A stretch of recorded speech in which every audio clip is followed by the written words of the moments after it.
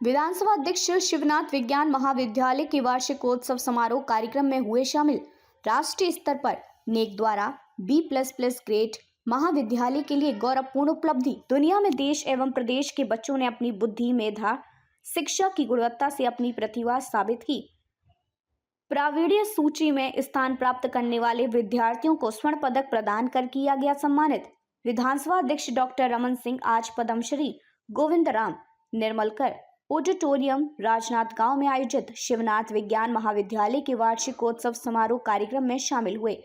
इस अवसर पर सांसद संतोष पांडे, नवनिर्वाचित महापौर मधुसूदन यादव विशेष रूप से उपस्थित थे। विधानसभा अध्यक्ष डॉक्टर रमन सिंह ने कहा कि राष्ट्रीय स्तर पर नेक राष्ट्रीय मूल्यांकन एवं प्रत्यादन परिषद द्वारा B++ ग्रेड की उपलब्धि प्राप्त किया गया है। यह महाविद्यालय के लिए गौरवपूर्ण उपलब्धि है। उन्होंने कहा कि जीवन का सर्वश्रेष्ठ समय छात्र जीवन होता है। ये समय लौटकर वापस नहीं आता, इसलिए छात्र जीवन को अच्छी तरह जीना चाहिए। अध्ययन के साथ ही सांस्कृतिक दृष्टिकोण से भी विभिन्न गतिविधियों में भाग लेना चाहिए। उन्होंने कहा कि छत्तीसगढ़ के युवाओं में भरपूर प्रतिभा है।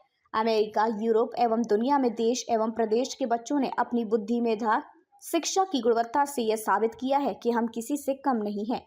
अमेरिका के साइबर सिटी में टेक्नोलॉजी के क्षेत्र में तथा यूरोप की विभिन्न संस्थाओं में देश के युवा कार्य कर रहे हैं। उन्होंने कहा कि नवीन शिक्षा नीति के माध्यम से युवाओं के लिए रोजगार के नए अवसर तलाशेंगे, जिसमें विभिन्न तरह के कोर्स उपलब्ध हैं तथा शिक्षा की गुणवत्ता को बढ़ाने पर विशेष ध्यान दिया गया है। उन्होंने कहा कि महाविद्यालय में सुविधाएं बढ़ें, इसके लिए विशेष तौर पर प्रयास करेंगे। विद्यार्थियों की संख्या बढ़ रही है, इसके लिए अतिरिक्त कक्षों के निर्माण करने की बात कही। उन्होंने आगामी बजट में महाविद्यालय के अधोसंरचना निर्माण के लिए प्रावधान करने की बात कही। उन्होंने नवीन पदों के सृजन, नियमित स्टाफ एवं अन्य सुविधाओं को तत्काल पूर्ण करने के लिए कहा। इस अवसर पर विधानसभा अध्यक्ष ने प्रावीण्य सूची में स्थान प्राप्त करने वाले विद्यार्थियों को स्वर्ण पदक प्रदान कर सम्मानित किया। सांसद संतोष पांडे ने कहा कि विधानसभा अध्यक्ष ने स्वास्थ्य के दृष्टिगत राजनांदगांव जिला ऊंचाई प्राप्त करे, इसके लिए मेडिकल कॉलेज की स्थापना की तथा शिक्षा के लिए भी उन्होंने कार्य किया है।